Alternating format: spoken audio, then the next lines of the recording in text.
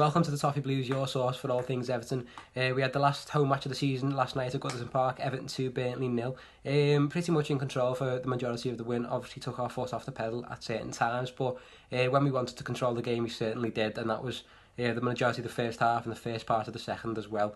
Obviously we had some good performances in there. Kurt Zouma was the standout performer, I think. Although there were quite a few, to be fair, it underlined how much we've got to keep Kurt Zouma this summer, and he's definitely got to be top of the priorities in terms of the transfer list. There's been some debate around whether you put Zouma or Gomez at the top of the transfer list, but I do think those two names have to be the top of any transfer list that Marcel Brands and Marco Silva may have for this season. He put in a very solid performance last night, obviously showed us strength and pace. It wasn't needed all too much because Burnley didn't threaten us too much.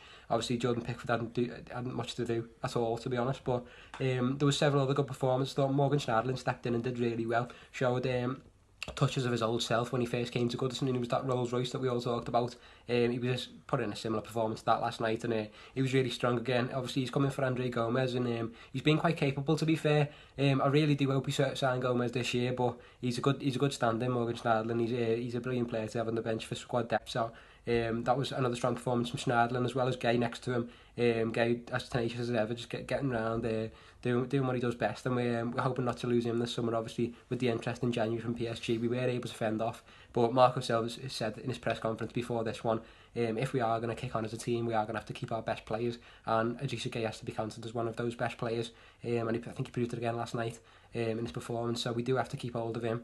I know he's coming to the peak of his career, and that's probably why PSG are sniffing around.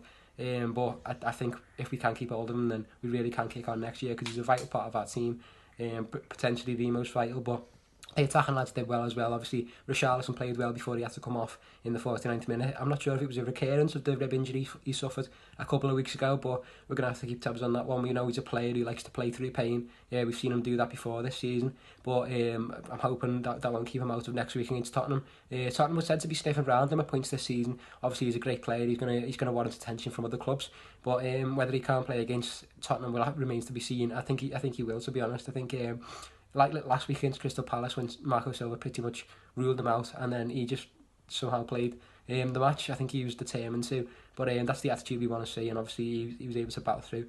He had to come off last night, and then Walcott came on for him. He wasn't quite as effective. However, Walcott's going to be moved on this summer, I doubt, to be honest. I think he is going to stay, but he made some runs. He was a bit indecisive at times, Theo Walcott. He was all right when he came off the bench, but he wasn't the best. Obviously Adam O'Loughlin came off the bench as well. He put in a decent performance with some good dribbling moves, but the stand-up performers were the ones I've mentioned, to be honest, as well as Seamus Coleman at the back as well. He made some great runs going forward.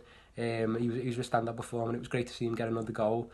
Obviously people were saying he was pretty much over because of this leg break, but I don't think he is. I think he's still got a lot more to give, and he's obviously definitely got the right attitude, and he's a member of the squad who knows Everton values, and I think he should stay in that starting 11 next year, because we'd risk losing the feel of the Everton team. So I think Seamus Coleman is crucial to that, so we have to keep him.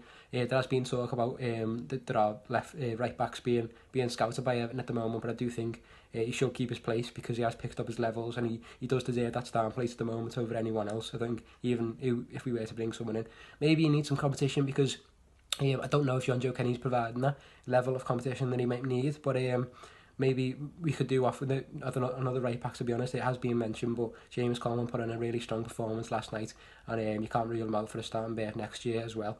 But taking some momentum into next season, I think that's what players are trying to do. But before that, we've obviously got Tottenham away. We'd like to recreate some of our home form away from home at Tottenham's new stadium, where they've been doing well, to be fair, but they were beaten by West Ham last week. So if we've got a chance in that one, they're not in the best form. Obviously they've got a couple of players out injured.